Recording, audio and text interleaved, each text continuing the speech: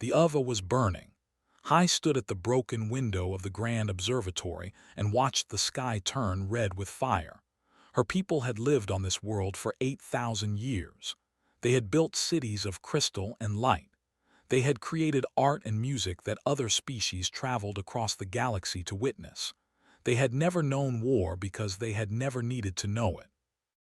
Now war had found them anyway. The Eth invasion had begun 3 weeks ago without warning. Their ships had appeared in orbit like a swarm of angry insects and immediately started bombing the surface.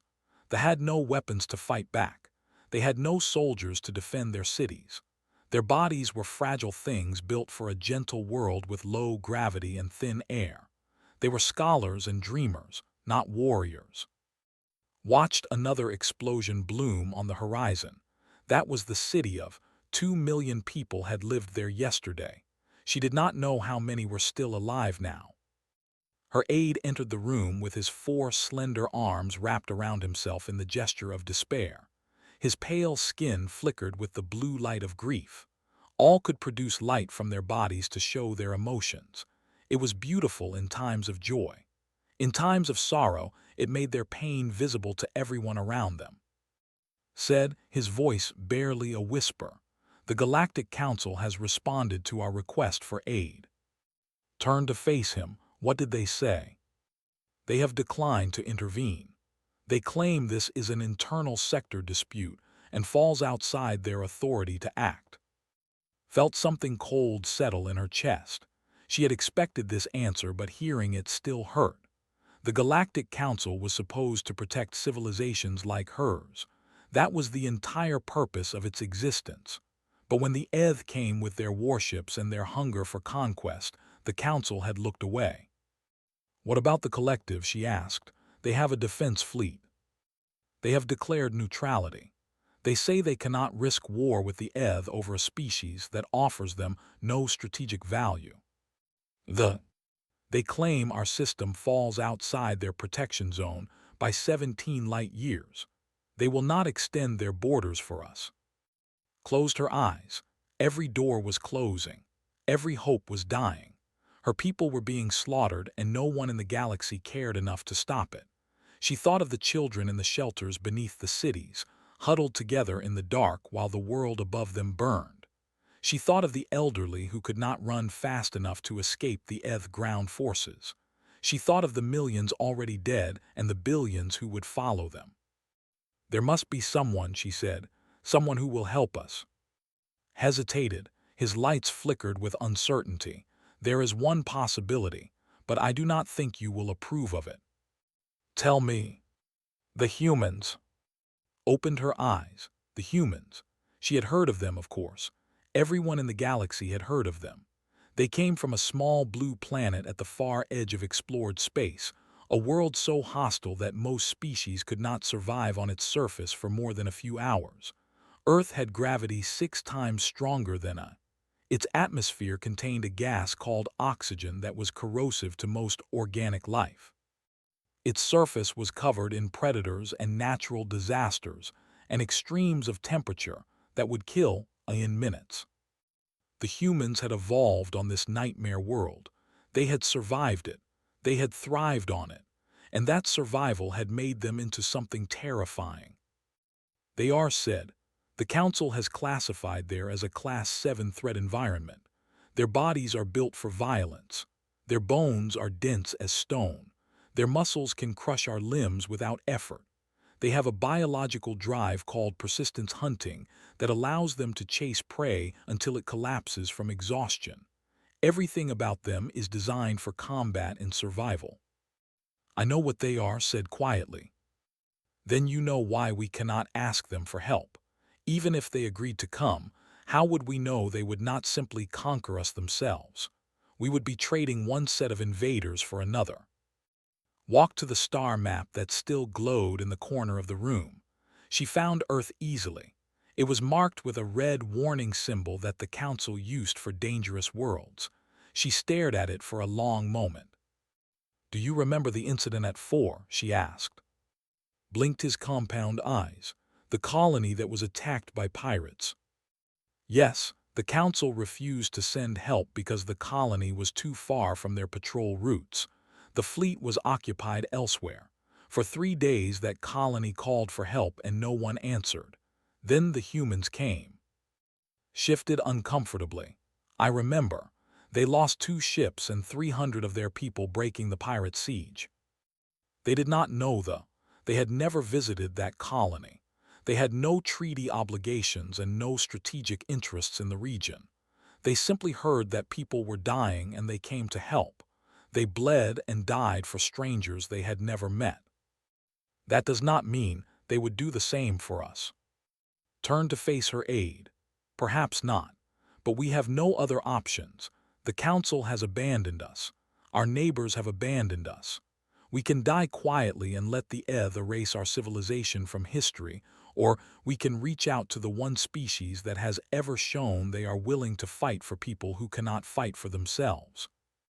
She walked to the communication console and began entering commands. The signal would be broadcast across every frequency the humans were known to monitor. It would travel through the void at the speed of light, and hope would travel with it. "What will you say to them?" asked. "The truth."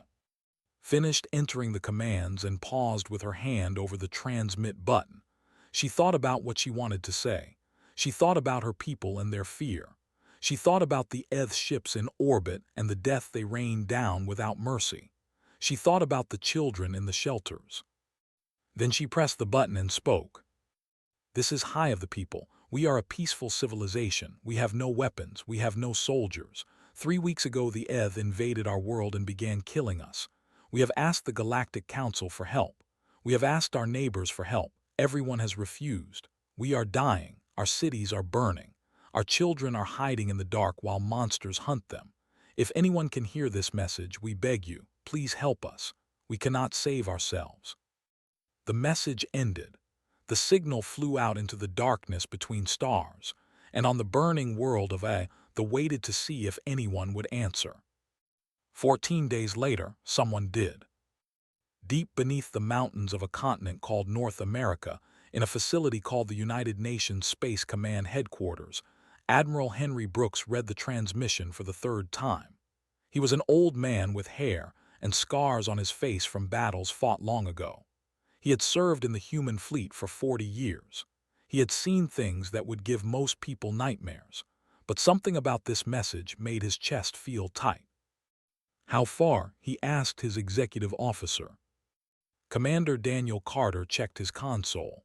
14 days at maximum burn. They are a non-combat species, Admiral, population of roughly 6 billion. Our intelligence suggests the Eth have killed approximately 200 million of them so far. And the Council is doing nothing. Nothing. They have officially declared it outside their jurisdiction. Brooks stood and walked to the window. Outside, the stars shone cold and distant. Somewhere out there, a civilization was dying because no one cared enough to save them. He thought about what it meant to be human. He thought about all the times other species had looked at his people with fear and disgust. They called humans. They called them monsters. They saw the strength in human bodies and assumed it could only be used for destruction. They did not understand. Humans were not strong because they wanted to destroy. They were strong because they had to be. They came from a world that tried to kill them every day. They had survived ice ages and famines and plagues and wars. They had crawled out of the mud and reached for the stars despite everything that tried to stop them.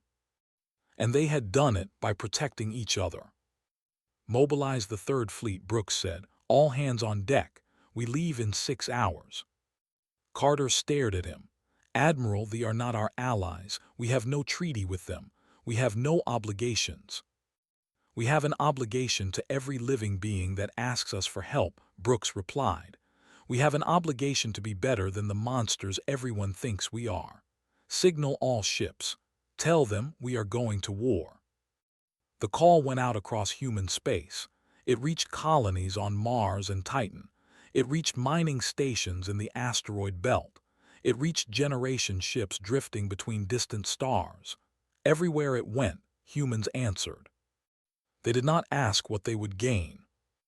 They only asked how they could help. And in the darkness between worlds, a fleet of wolves began to run. 14 days passed like a slow nightmare for the people of A. The Eth continued their methodical destruction of everything they had built. Cities fell one by one. Refugee columns were hunted down on the open roads. The death count climbed higher every hour until the numbers became meaningless. How do you comprehend 100 million dead? How do you grieve for a number that large? Hai had moved her government to an underground bunker beneath the ruins of the capital. She spent her days coordinating evacuation efforts and her nights listening to reports of fresh atrocities. She had stopped sleeping. Every time she closed her eyes, she saw the faces of the dead. She had almost given up hope that anyone would answer her message. Then on the 14th day, a signal arrived. Her communications officer said, with lights flashing bright with shock, "We are receiving a transmission from the edge of the system. It is using human military frequencies." Felt her heart stop, put it through. The voice that filled the bunker was deep and calm and carried an authority that seemed to fill the room. "Government, this is Admiral Henry Brooks of the United Earth Space Command 3rd Fleet. We received your distress signal. We are here to help. Please advise on enemy positions and civilian evacuation status." Could not speak. She could not move. For a moment she simply stood there with her lights flickering through every color of the emotional spectrum. Then she found her voice. "Admiral Brooks, you came." "We did. Now tell me where the enemy is so we can get to work."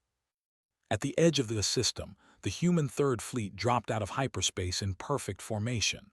47 warships emerged from the void like predators waking from sleep. They were not elegant vessels like the ones the Galactic Council built. They were not organic and flowing like Eth ships. They were angular and brutal, covered in thick armor plating and bristling with weapons. They looked like exactly what they were: tools of war built by a species that understood violence on a fundamental level. Admiral Brooks stood on the bridge of the dreadnought Vindicator and studied the tactical display. The Eth fleet hung in orbit around like a crown of thorns. 143 ships of various sizes, from small fighters to massive carriers. They outnumbered his fleet 3-1. He had faced worse odds before. "Sir," Lieutenant Grace Mitchell said from the communications console, "the Eth are hailing us. They are demanding we identify ourselves and withdraw immediately." Brooks smiled. It was not a pleasant expression. "Open a channel, all frequencies. I want every ship in this system to hear what I am about to say." The channel opened with a soft tone. "Eth forces," Brooks said in a voice that carried across the void. "This is Admiral Henry Brooks of the United Earth Space Command. You have attacked a civilian population that posed no threat to you. You have murdered millions of innocent people. You have committed genocide against a species that could not defend itself." He paused and let the silence stretch. "I am not here to negotiate with you. I am not here to observe your actions and write reports for politicians to ignore. I am here to stop you. You have 30 minutes to withdraw every ship from this system. If a single Eth vessel remains in orbit after that time, I will assume you have chosen to fight." His voice dropped lower. "And I promise you this. My people have been fighting and killing since before we climbed down from the trees. We have waged war against each other for 10,000 years. We have perfected the art of destruction in ways your species cannot imagine. If you want to test us, you are welcome to try, but understand what you are inviting. We come from a world that tried to murder us every single day of our existence. Everything that lives on our planet is designed to kill, including us." He leaned forward. "You have 30 minutes, Brooks out." The channel closed. On the bridge of the Vindicator, the crew exchanged glances. Lieutenant Mitchell looked at the Admiral with wide eyes. "Sir," she said quietly, "they outnumber us 3-1. I noticed. Do you think they will withdraw?" "No, but I wanted to give them the chance. When this is over, I wanted on the record that we offered them a way out and they refused." Commander Carter moved to stand beside the Admiral. "All ships report ready for combat. Weapons charged. Shields at full power. The crew is eager, sir. They know why we are here." "Good." Brooks settled into his command chair and watched the countdown timer on the main display. 29 minutes. 28. The seconds ticked away like heartbeats. On the ETH flagship, Warlord Al watched the human fleet with something approaching amusement. He was a massive creature covered in armored plates, with 4 arms and a head full of clicking mandibles. He had conquered 17 worlds in his career. He had broken civilizations far more advanced than these primitive apes from the galactic fringe. "They are bluffing," he told his officers. "They would not have traveled this far just to turn around and leave. They want to negotiate. They want concessions." His tactician was less certain. "Warlord, our intelligence on the humans is limited, but what we do know suggests they are not a species that makes empty threats. They have fought wars against each other for their entire history. They evolved on a world where violence was necessary for survival. And that makes them dangerous to us." Clicked his mandibles in laughter. "We have crushed species that were far more advanced. These humans have been spacefaring for barely a century. Their technology is inferior to ours. Their numbers are small. They are nothing." The 30 minutes passed. Admiral Brooks watched the timer reach 0. The ETH fleet had not moved. If anything, they had spread out into a more aggressive formation. "Well," he said, "I gave them a chance." He stood and addressed his crew. "All hands, this is the Admiral. We are about to engage a hostile force that has spent the last 3 weeks murdering civilians. Our mission is simple. We are going to break their fleet, and we are going to save as many lives as possible. I will not lie to you. This will be hard. Some of us will not make it home. But what we do here today matters. There are 6 billion people on that planet counting on us to be exactly what the galaxy thinks we are. Let us show them what can do when they fight for something that matters."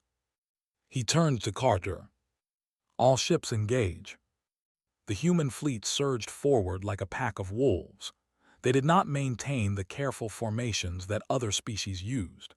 They did not exchange precise calculated volleys from safe distances. They broke apart and swarmed, each ship picking a target and closing the distance with reckless aggression. The ETH were not prepared for this. They were used to enemies who fought cautiously, who valued self-preservation, who would retreat when the odds turned against them. The humans did none of these things. They charged straight into the heart of the enemy formation and started killing. Captain Samuel Price commanded the cruiser Relentless. His ship was not the biggest in the fleet, and it was not the most heavily armed. But Price had been fighting since he was 18 years old. He knew how to hurt things. "All batteries fire at will," he ordered. "Helm, get us in close. I want to see the whites of their eyes." The Relentless plunged into a formation of ETH destroyers and opened fire with everything it had. Plasma bolts and missiles streaked through the void. Enemy ships exploded in blooms of fire and debris. The Relentless took hits in return. Armor plating buckled. Hull breaches opened on the lower decks. Alarms screamed through the corridors. Price ignored all of it. "Keep firing," he said. "Find me another target." Across the battlefield, similar scenes played out. Human ships absorbed damage that would have destroyed vessels from any other species. Their crews fought through injuries that would have incapacitated weaker beings. They did not retreat. They did not surrender. They simply kept coming, kept fighting, kept killing until the job was done. Warlord Al watched his tactical display with growing disbelief.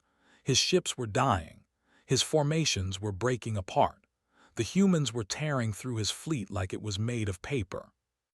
"This is impossible," he whispered. But it was not impossible. It was simply what happened when you gave something worth fighting for. The battle in orbit raged for hours. Human ships and ETH vessels clashed in a dance of fire and death that lit up the darkness between stars. But Admiral Brooks knew that winning the space battle was only half the mission. There were still millions of trapped on the surface, hunted by ground forces that had been slaughtering them for weeks. He opened a channel to the marine transport ships that had been hanging back from the main engagement. All ground teams, you are clear to begin surface operations. Priority 1 is civilian evacuation.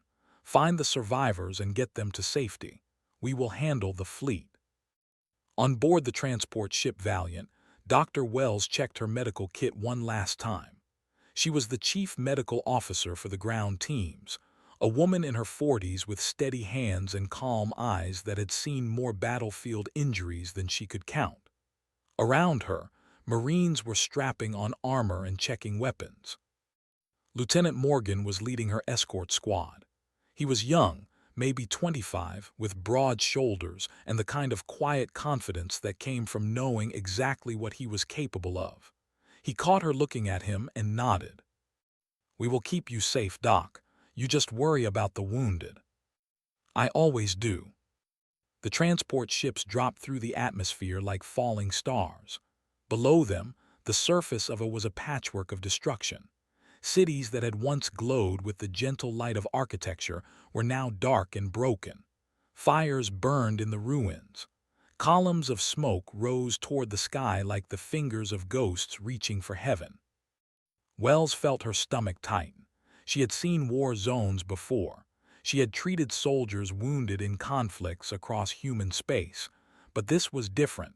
This was not a war between armies. This was a slaughter of innocents. The Valiant set down on the outskirts of a city called. According to intelligence reports, there was a refugee shelter somewhere in the ruins that had been cut off by ground forces. Thousands of civilians were trapped inside with no way to escape. Morgan gathered his squad at the transport ramp. 10 Marines in full combat armor, each one carrying enough firepower to level a building. They looked terrifying, Wells thought, like demons made of metal and muscle. "Listen up," Morgan said. "Our job is to reach that shelter and evacuate the civilians inside. The have ground forces in the area. We will probably have to fight our way through. Rules of engagement are simple. Kill anything that tries to stop us and protect the dock at all costs. She is the one who is going to keep those people alive long enough to get them out." He looked at each of his Marines in turn. "One more thing. These have never seen humans before. They have heard stories about us. They think we are monsters. When we reach that shelter, I need everyone to stay calm and keep your weapons pointed away from the civilians. We are here to save them, not scare them to death. Understood?" "Yes, sir," the squad responded in unison. They moved out into the ruined city. The streets were choked with debris and the bodies of the dead. Wells tried not to look too closely at the corpses they passed. They were so fragile, she thought, so delicate. Their bones looked like they would shatter if you gripped them too hard. How had they survived on any world, even a gentle one? "Contact ahead," one of the Marines reported. Patrol, looks like 6 of them." Morgan did not hesitate. "Take them out, quiet if possible." The squad moved like shadows. 3 Marines broke off and flanked the patrol while the others provided cover. There was a brief flurry of movement, a few muffled sounds, and then silence. The patrol was down. They had never even seen the humans coming.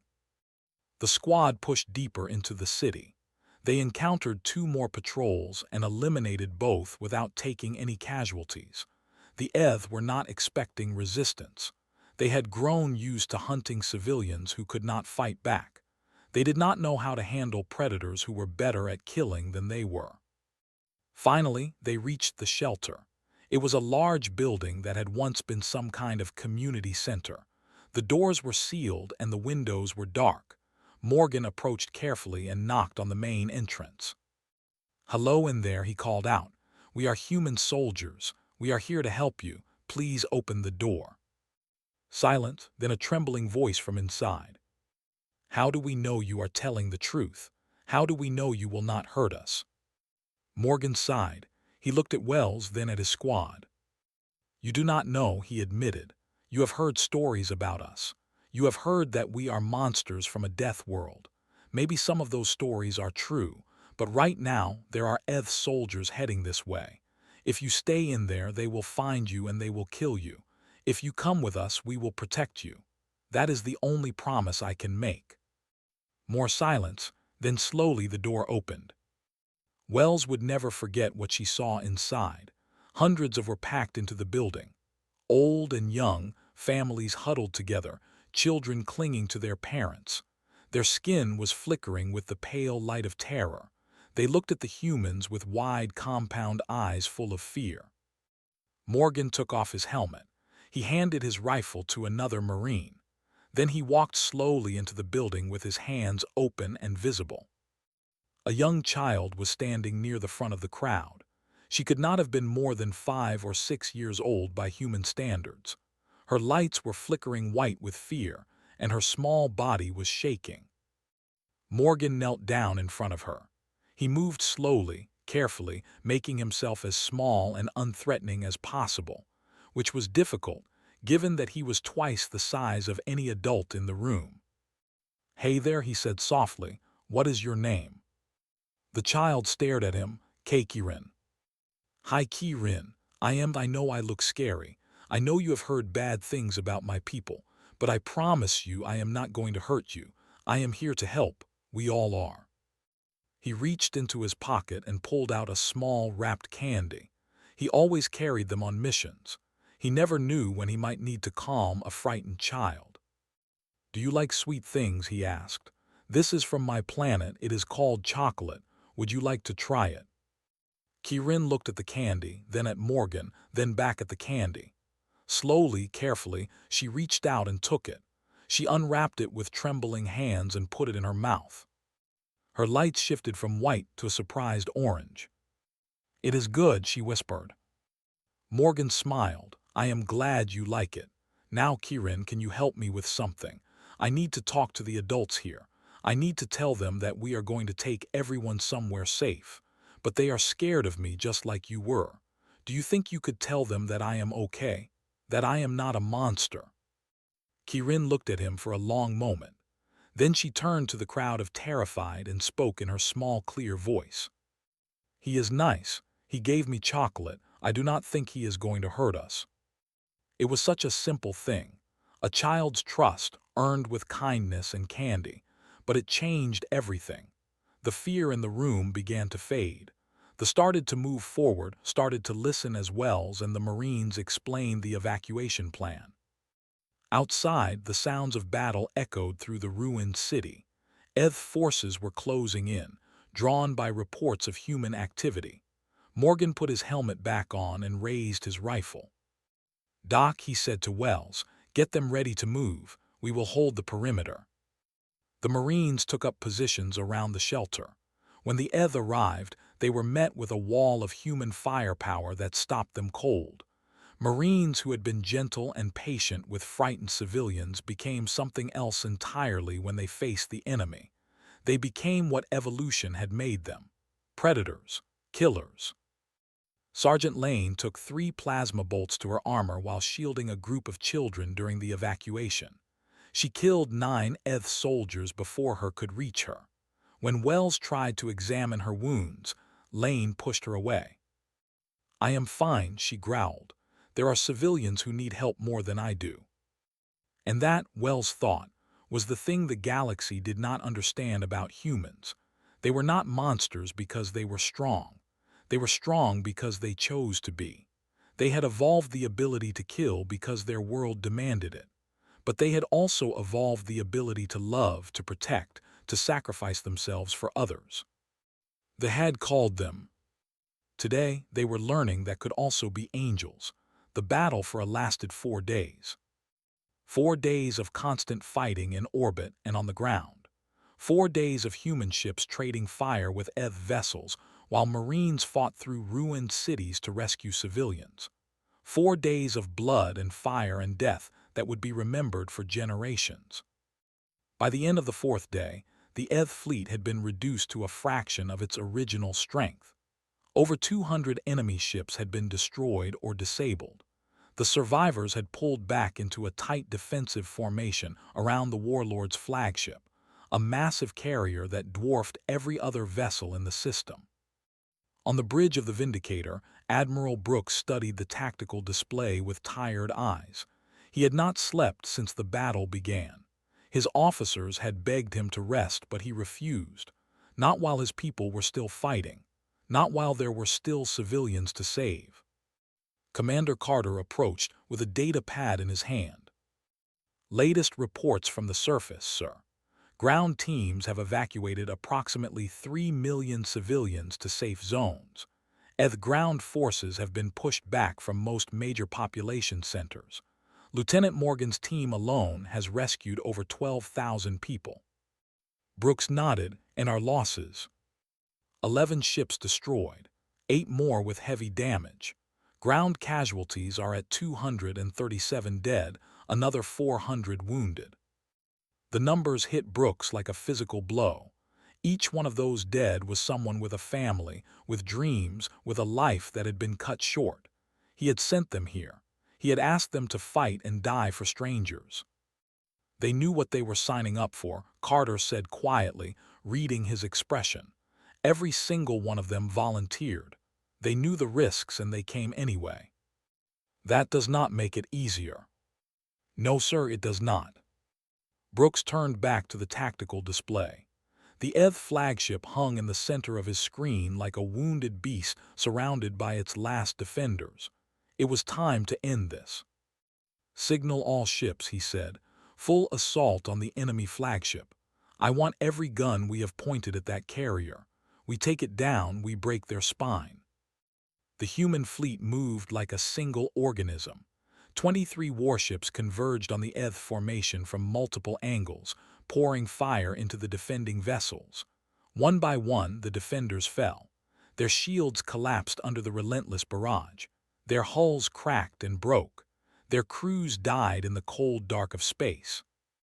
Captain Price and the Relentless led the charge. His ship had taken terrible damage over the past 4 days. Entire decks had been destroyed. Half his weapons were offline. But the Relentless was still fighting, still killing, still refusing to stop. Target their engine section, Price ordered. If we can cripple their drives, they cannot run. The Relentless fired everything it had left at the carrier's engines. Other human ships joined in, concentrating their fire on the same vulnerable point. For a long moment, nothing seemed to happen. Then there was a flash of light and a massive explosion that tore through the carrier's stern.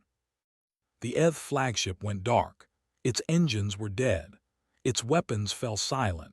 It drifted in the void like a corpse, its crew trapped inside a powerless tomb. Brooks opened a channel. Warlord Al, your fleet is destroyed. Your flagship is disabled. You have lost. Surrender now and your surviving crews will be treated as prisoners of war under human military law. Refuse and I will board that ship personally and drag you out in chains. You have 5 minutes to decide. On the crippled flagship, Warlord Al stared at the dark displays and the silent consoles that surrounded him. He could not understand what had happened. His fleet had been invincible. His warriors had been unstoppable. They had crushed civilizations far more powerful than these primitive apes. But the apes had not behaved like any enemy he had ever faced. They had not retreated when they took damage. They had not surrendered when they were outnumbered. They had simply kept coming, kept fighting, kept killing until there was nothing left to fight. Warlord, his second officer said, "What are your orders?" Al looked at the few surviving officers on his bridge. They were waiting for him to say something, to give them a command that would somehow turn this disaster around. But there was nothing he could say. There was nothing he could do. The humans had beaten him. "Signal the fleet," he said finally. "All ships stand down. Lower weapons and shields." The vessels began powering down one by one.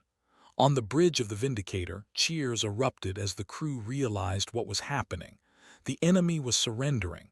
The battle was over. They had won. Brooks did not cheer. He simply leaned back in his chair and closed his eyes for a moment. He thought about the 417 humans who had died in the past 4 days. He thought about the millions of they had saved. He thought about the message that had started all of this, the desperate plea from a dying world. "Please help us." They had answered.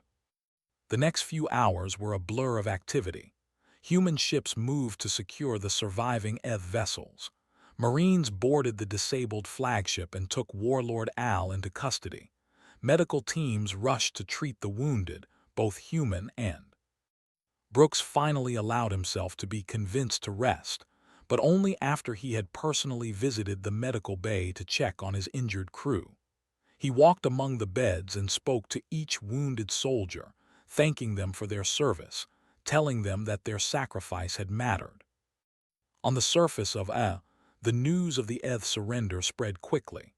In the refugee camps and the ruined cities, emerged from hiding for the first time in weeks.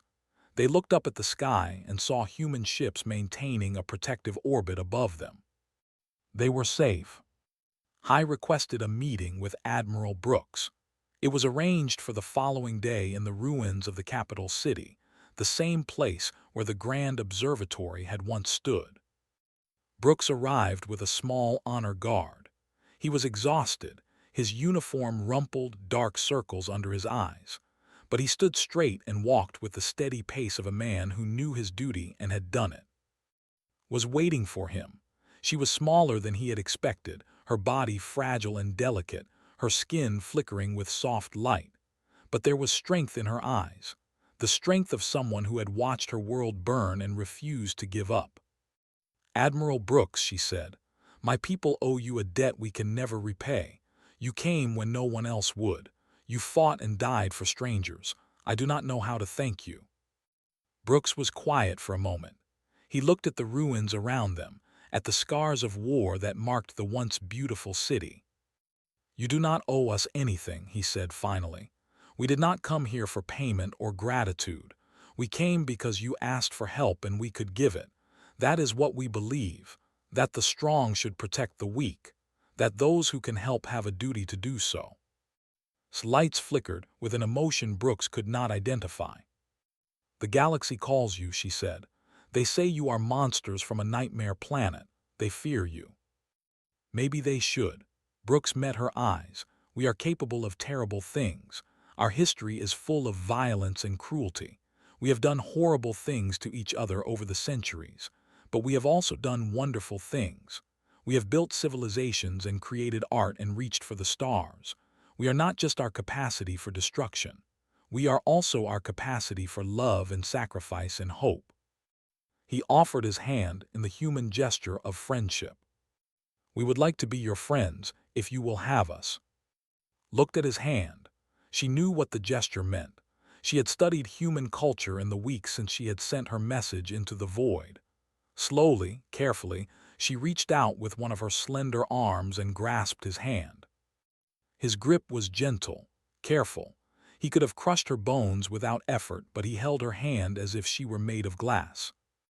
"I think," she said with lights shifting to a warm gold, "that we would like that very much."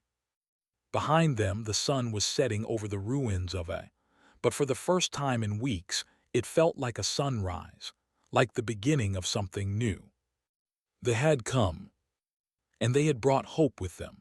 The news of what happened had spread across the galaxy like wildfire. Within days, every spacefaring civilization had heard the story. They had been dying. The Galactic Council had refused to help, and then the humans had come. 47 ships against 143. They had lost 11 vessels and over 400 soldiers, but they had broken the ETH fleet and saved billions of lives. The Galactic Council convened an emergency session to discuss the human intervention. Representatives from dozens of species gathered in the Great Assembly Hall to debate what should be done about these dangerous, who had taken it upon themselves to interfere in galactic affairs. The debate lasted 3 days. Some representatives demanded that humanity be sanctioned for violating treaties and acting without council approval. Others pointed out that the council had refused to act when civilians were being slaughtered. The ambassador stood up and delivered a speech that shocked everyone in the chamber. We called the humans monsters, he said. We looked at their bodies and saw only the potential for violence. We labeled them a death planet and treated them with fear and suspicion. But when our colony at 4 was under attack, when we called for help and no one answered, the humans came. They lost ships. They lost lives. They asked for nothing in return. And now they have done the same thing for the... Perhaps it is time we asked ourselves what kind of monsters risk everything to save strangers. Perhaps it is time we asked ourselves why we were so afraid of them in the first place. The vote to sanction humanity failed by a wide margin. Instead, the Council passed a resolution acknowledging the human contribution to galactic peace and opening formal discussions about a permanent human seat on the Council. It was a small step, but it was a beginning. The rebuilding had already started. Human engineers worked alongside architects to clear rubble and restore essential infrastructure. Medical teams treated the sick and wounded. Supplies flowed in from across human space as ordinary people donated whatever they could spare to help the survivors. Lieutenant Morgan stayed on the planet for 3 months after the battle. He told his commanding officers that he wanted to help with the relief efforts, but the truth was simpler than that. He could not bring himself to leave. Kirin had lost her entire family in the first days of the invasion. Her parents, her siblings, her grandparents, all gone. She had no one left except the other orphans in the refugee camp where she lived. Morgan visited her every day. He brought food and toys and books that had been translated into script. He sat with her when she had nightmares. He held her hand when she cried. The other refugees watched this human soldier with quiet amazement. He was so large, so strong. His body was built for violence and destruction, but with the children he was patient and kind. He moved carefully so he would not frighten them. He spoke softly so he would not overwhelm their sensitive hearing. One evening, an elderly approached Morgan while he was reading a story to a group of orphans. "Why do you do this?" the old one asked. "You could have left weeks ago. Your duty is finished. Why do you stay?" Morgan looked at the children gathered around him. Kirin was leaning against his side, her lights flickering with the soft blue of contentment. "Because they need someone," he said simply. "Because my people have a saying. It takes a village to raise a child.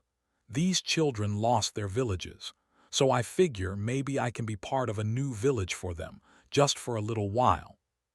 The elderly studied him for a long moment. "We called you. We thought you were monsters." Morgan smiled sadly. We have been. Our history is full of terrible things, but we get to choose what kind of people we want to be. Every day, we get to make that choice again. I choose to be the kind of person who helps kids who have nobody else. 6 months after the battle, a memorial was built in the ruins of the capital. It was a simple structure, a wall of polished stone with names carved into its surface. 417 names. Every human soldier who had died defending a world they had never seen before, protecting people they had never met. The dedication ceremony was attended by thousands, and humans stood side by side as High spoke about courage and sacrifice, and the bonds that form between species who choose to stand together against darkness. Morgan was there with Kirin at his side. She was still small, still fragile, but her lights no longer flickered with fear when she looked at humans. She had learned that they were not monsters to be feared. They were friends to be treasured. After the ceremony, Kirin tugged on Morgan's hand. "Do you have to leave now?" He knelt down beside her. "I have to go home for a while. There are things I need to do, people I need to see." "Will you come back?" Morgan felt something tight in his chest. He had already submitted the paperwork to request a permanent posting on I. He had already started learning the language. He had already decided that this small, broken world had become his home. "I will come back," he said, "I promise. And when I do, I am going to stay for a long time, if that is okay with you." Kirin threw her arms around his neck. She was so light he barely felt her weight, but he felt the warmth of her embrace and the gentle pulse of her lights against his skin. "It is okay with me," she whispered. Admiral Brooks returned to Earth as a hero, though he refused all attempts to celebrate him. When reporters asked about the battle, he spoke only about the soldiers under his command. He talked about their bravery and their sacrifice. He talked about the medics who worked for days without sleep and the Marines who shielded children with their own bodies. He did not talk about himself. One evening, Commander Carter found him standing alone on the observation deck of the Vindicator, staring out at the stars. "Sir, you should see the latest intelligence reports. The ETH have agreed to a permanent ceasefire. Their warlord is facing trial for war crimes, and 17 different species have requested alliance negotiations with Earth." Brooks nodded slowly. "That is good news." "There is more. The Galactic Council has formally invited humanity to join as a full member. They are offering us a permanent seat." Brooks was silent for a long moment. Then he laughed softly. "You know what is funny, Carter? They spent years calling us. They built walls and passed laws and did everything they could to keep us at arm's length. They were so afraid of what we might do if they let us into their civilization." He turned to face his officer. "And then when they finally saw what we actually do, they realized they had been wrong about us all along. We are not just killers. We are not just survivors. We are protectors. We are the ones who run toward danger when everyone else runs away. That is what evolution made us. That is what we choose to be." He looked back out at the stars, at the vast galaxy that was slowly opening its doors to humanity. "Let them call us. Let them remember what we are capable of, but let them also remember this. When the innocent cry for help, we answer. When the weak face destruction, we stand in the way. When the darkness comes, we are the ones who light the fire. That is who we are. That is who we will always be." Far across the galaxy, on dozens of worlds, a new story was being told. It spread from planet to planet, from species to species, passed down through generations like a precious gift. Once there was a people called the who had never known war, and when war came for them, they sent a single message into the void. "Please help us." And from at the edge of known space, the monsters answered. They came with fire and steel. They fought and bled and died. They held the line when no one else would. The galaxy had called them. They called them heroes. And in time, the rest of the galaxy learned to call them something else. They called them friends.